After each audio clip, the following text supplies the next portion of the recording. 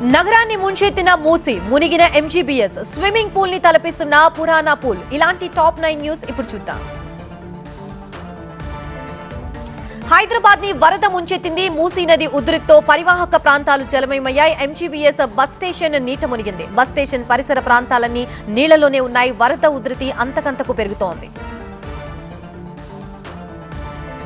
నగరంలో మూసీ వరద ప్రవాహానికి పలు ప్రాంతాలు విలువిల్లాడుతున్నాయి. చాదర్ ఘాట్, బాపు ఘాట్, పురాణా పూల్ వంటి పలు ప్రాంతాలు నీట మునిగాయి. స్థానికులు తీవ్ర ఇబ్బందులు పడుతున్నారు.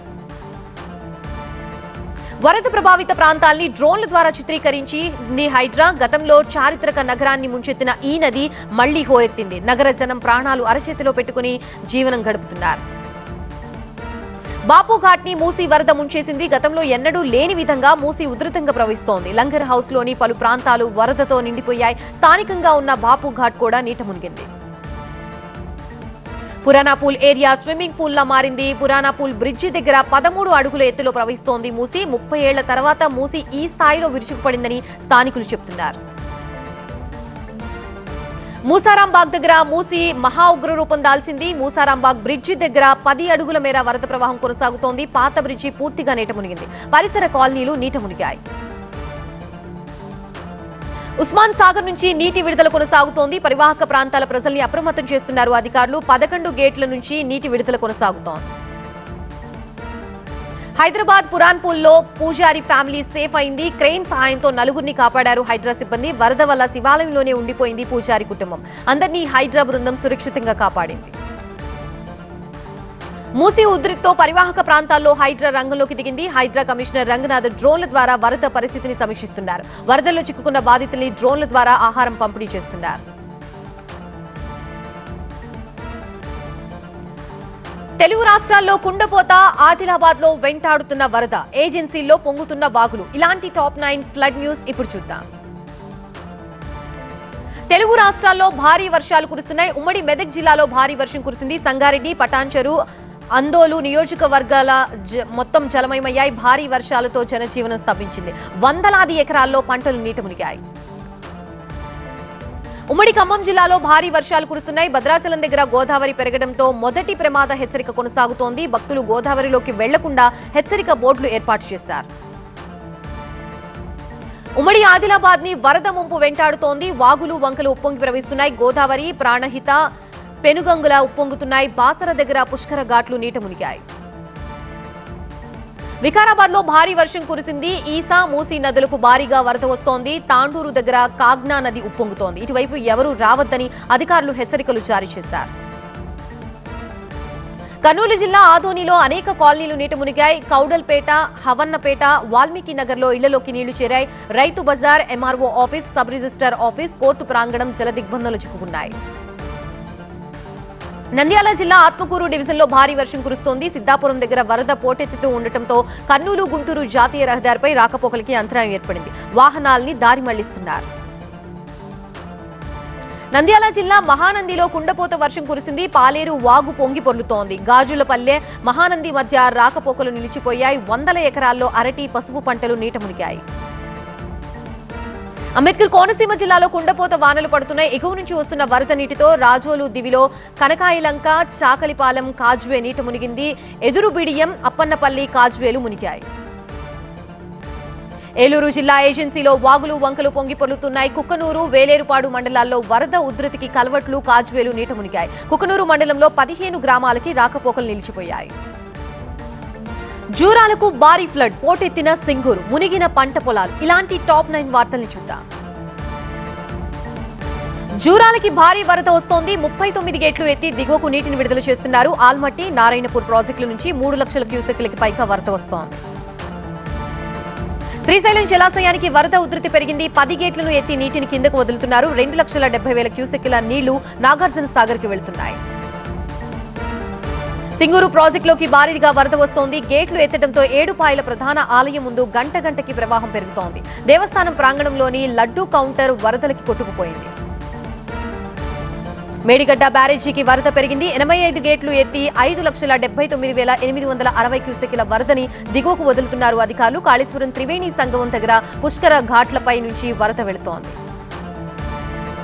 భారీ వర్షాలు, ఎగువ నుంచి వస్తున్న వరదతో పోలవరం ప్రాజెక్టుకి భారీగా వరద వస్తోంది. వరద ప్రవాహం అధికంగా ఉండటంతో దాదాపు 10 లక్షల క్యూసెక్కుల నీటిని దిగువకు విడుదల చేస్తున్నారు. తూర్పుగోదావరి జిల్లా ధవళేశ్వరం బ్యారేజ్ దగ్గర గోదావరి నీటి మట్టం పెరుగుతోంది. 11.75 అడుగులు దాటడంతో ఇరిగేషన్ అధికారులు మొదటి ప్రమాద హెచ్చరిక జారీ చేశారు. 10 లక్షల క్యూసెక్కుల నీటిని సముద్రంలోకి వదులుతున్నారు. జయశంకర్ భూపాల్పల్లి జిల్లాలో వాగులు ఉప్పొంగి ప్రవహిస్తున్నాయి. మహాముత్తారంలో వరదలో బైక్తో సహా కొట్టుకుపోతున్న యువకుడిని స్థానికులు కాపాడారు.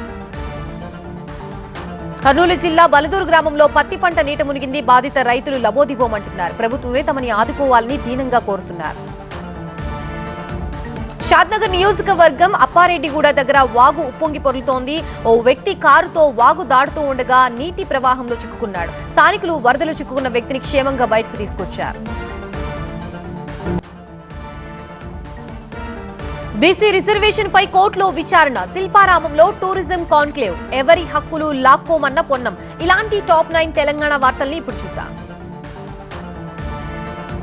హైదరాబాద్ లోని శిల్పారామంలో టూరిజం కాన్క్లేవ్ 2025లో పాల్గొన్నారు CM Revanth, deputy CM Bhatti. తెలంగాణలో పెట్టుబడులకి ఎలాంటి డోకా లేదన్నారు సీఎం రేవంత్. పెట్టుబడులకి అత్యంత అనుకూలమైన నగరం హైదరాబాద్ అని చెప్పారు సీఎం. తెలంగాణలో రేపు భారత్ ఫ్యూచర్ సిటీ ప్రారంభం కానుంది. కందుకూరు మండలం మీర్ఖాన్పేటలో రేపు ఫ్యూచర్ సిటీ నిర్మాణానికి సీఎం రేవంత్ శంకుస్థాపన చేస్తారు. రావిర్యాల నుంచి ఆమన్గల్ వరకు నిర్మించనున్న గ్రీన్ ఫీల్డ్ రేడియల్ రోడ్ 1 నిర్మాణానికి భూమి పూజ చేయనున్నారు. బీసీ రిజర్వేషన్లపై తెలంగాణ హైకోర్టులో విచారణ జరిగింది. అవసరమైతే స్థానిక ఎన్నికలు వాయిదా వేయండి. గవర్నర్ దగ్గర బిల్లు పెండింగ్ లో ఉన్నప్పుడు జీవో ఇవ్వడం సరికాదని హైకోర్టు తెలిపింది. కోర్టుల జోక్యం ఉండకూడదంటే 10 రోజులు ఎన్నికలు వాయిదా వేసుకోవాలని చెప్పింది. తెలంగాణలోనూ ఓట్ చోరీ జరిగిందన్నారు TPCC chief Mahesh Goud. Etela majority వెనుక అక్రమాలున్నాయన్నారు. అటు బీసీ రిజర్వేషన్లకు అసెంబ్లీలో ఆమోదించి కేంద్రం దగ్గర బిల్లు వెళ్లగానే అడ్డుకుంటున్నారని మండిపడ్డారు. చారిత్రక బిల్లుకు అందరూ మద్దతు తెలపాలన్నారు. ఎవరి హక్కులు తాము లాక్కోవడం లేదన్నారు మంత్రి పొన్నం. బీసీ రిజర్వేషన్లకు ఎవరూ అడ్డుపడొద్దన్నారు. 10% ఈడబ్ల్యూసీ ఇచ్చినప్పుడు తాము అడ్డుకోలేదన్నారు. విద్యా ఉద్యోగాల్లో కూడా రిజర్వేషన్ వస్తుందని దాన్ని కూడా అడ్డుకుంటామంటే బీసీలు ఊరుకోవద్దన్నారు. దేశంలో కూడా బీసీ గణన జరగాలన్నారు మంత్రి కోమటిరెడ్డి వెంకటరెడ్డి. ఇచ్చిన హామీ ప్రకారం బీసీ రిజర్వేషన్లు ఇస్తున్నామన్నారు. రిజర్వేషన్లపై ఎవరూ కోర్టుకు వెళ్లొద్దన్నారు. కాంగ్రెస్ కి వ్యతిరేకంగా బీఆర్ఎస్ వినూత్న కార్యక్రమం చేయనుంది. రేపటి నుంచి ఇంటింటికి కాంగ్రెస్ బాకీ కార్డు పంపిణీ చేయనుంది. బాకీ కార్డు ద్వారా కాంగ్రెస్ చేసిన మోసాల్ని ప్రజలకు వివరిస్తామన్నారు కేటీఆర్. కాంగ్రెస్ తమపై పెట్టే కేసులకి భయపడేదే లేదన్నారు. కేటీఆర్ మరో కొత్త డ్రామా మొదలు పెట్టారన్నారు బీర్ల ఐలయ్య. కాంగ్రెస్ కి వస్తున్న ఆదరణ చూసి ఓర్వలేకపోతున్నారన్నారు. అందుకే బాకీ కార్డు పేరుతో హడావిడి చేస్తున్నారని, స్థానిక ఎన్నికలకు వెళ్లే ధైర్యం లేక కేటీఆర్ దుష్ప్రచారం మొదలు పెట్టారన్నారు. నల్గొండలో మదర్ డైరీ ఎన్నికల్లో బీఆర్ఎస్ విజయం సాధించింది. 3 డైరెక్టర్ స్థానాలు గెలుచుకుంది. మదర్ డైరీ డైరెక్టర్లుగా లక్ష్మీ నరసింహారెడ్డి, భాస్కర్ గౌడ్, కర్నాటి జయశ్రీ గెలుపొందారు. అసెంబ్లీ సమావేశాలు వాయిదా, ప్రజల తరపున గొంతు విప్పామన్న బొత్స. జగన్ అవమానించలేదన్న నారాయణమూర్తి. ఇలాంటి టాప్ 9 ఆంధ్రప్రదేశ్ న్యూస్ ఇప్పుడు చూద్దాం. ఏపీ అసెంబ్లీ సమావేశాలు నిరవధికంగా వాయిదా పడ్డాయి. మొత్తం 8 రోజుల పాటు సభ జరిగిందని స్పీకర్ అయ్యన్న పాత్రుడు తెలిపారు. 23 బిల్లులు సభలో ప్రవేశపెట్టామని, అన్ని బిల్లులు ఏకగ్రీవంగా ఆమోదం పొందాయని వెల్లడించారు. ఏపీలో అక్టోబర్ 4న ఆటో డ్రైవర్ సేవలో పథకం ప్రారంభిస్తామన్నారు సీఎం చంద్రబాబు. 2,90,234 మందిని అర్హులుగా ప్రభుత్వం గుర్తించిందని చెప్పారు. ఆటో డ్రైవర్లకి ఏటా 15,000 అందిస్తామన్నారు. అసెంబ్లీలో సూపర్ 6 పథకాల అమలుపై లఘు చర్చ జరిగింది. అనంతపురం సభతో వైసీపీ మైండ్ బ్లాక్ అయిందన్నారు ఎమ్మెల్యే రామాంజనేయులు. వైసీపీ నేతలకు సూపర్ హిట్ కి ఫ్లాప్ కి తేడా తెలియదన్నారు. మహిళల్ని అడిగితే సూపర్ 6 సూపర్ హిట్ అంటున్నారని చెప్పారు. అసెంబ్లీలో బీజేపీ ఎమ్మెల్యే సుజనా చౌదరి కీలక వ్యాఖ్యలు చేశారు. అమరావతి రైతుల సమస్యలు పరిష్కారం కావట్లేదన్నారు. రుషికొండ ప్యాలెస్ పై ఎలాంటి చర్యలు లేవు, దీనిపై స్పీకర్ కి లేఖ రాశానని తెలిపారు.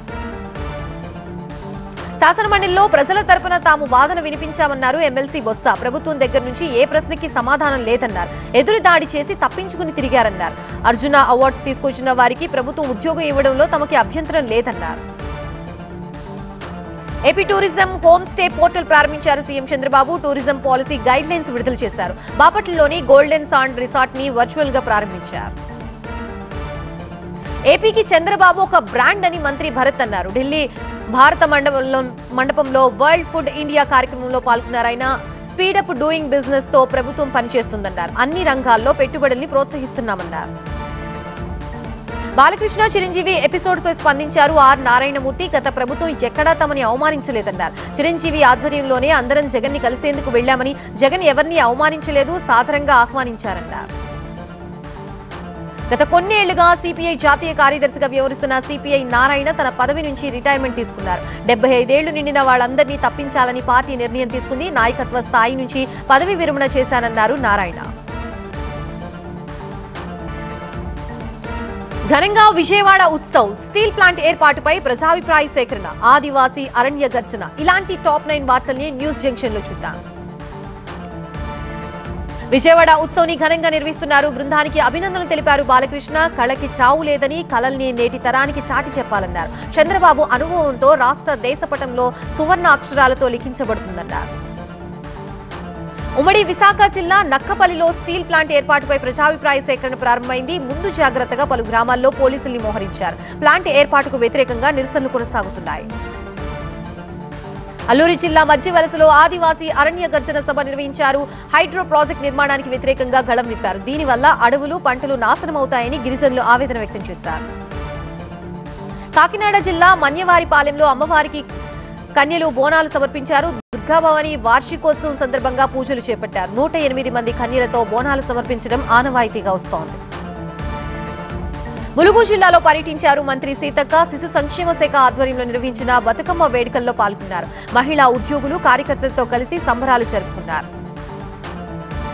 ఆదివాసీలు, అటవీ శాఖ అధికారుల మధ్య ఘర్షణ వాతావరణం నెలకొంది. మంచిర్యాల జిల్లాలోని పలు మండలాల్లో వేసుకున్న గుడిసెల్ని తొలగించారు అటవీ అధికారులు. 26 మంది ఆదివాసీలపై కేసులు నమోదు చేశారు.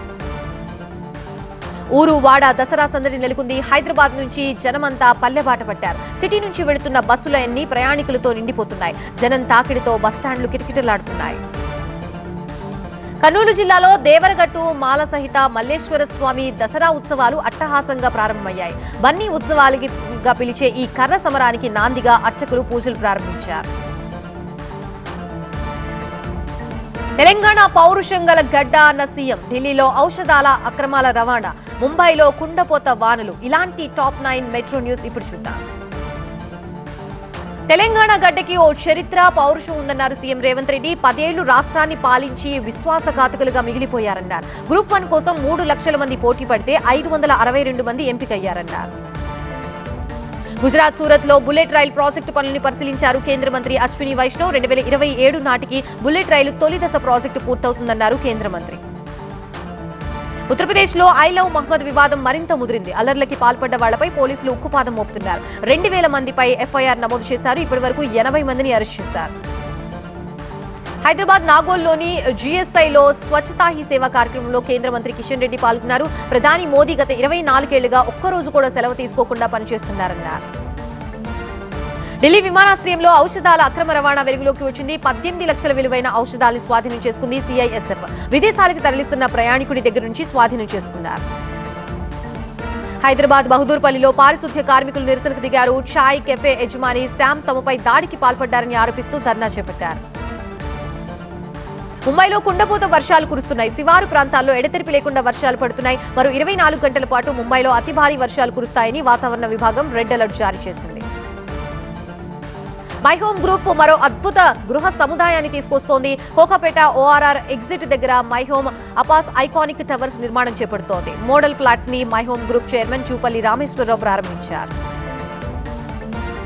బ్రెస్ట్ క్యాన్సర్ పై మహిళల్లో అవగాహన కల్పించేందుకు mega engineering industries limited foundation ముందుకొచ్చింది. సుధారెడ్డి ఫౌండేషన్ వ్యవస్థాపకురాలు సుధారెడ్డితో కలిసి హైదరాబాద్ లో రేపు పింక్ పవర్ రన్ 2వ ఎడిషన్ నిర్వహిస్తోంది.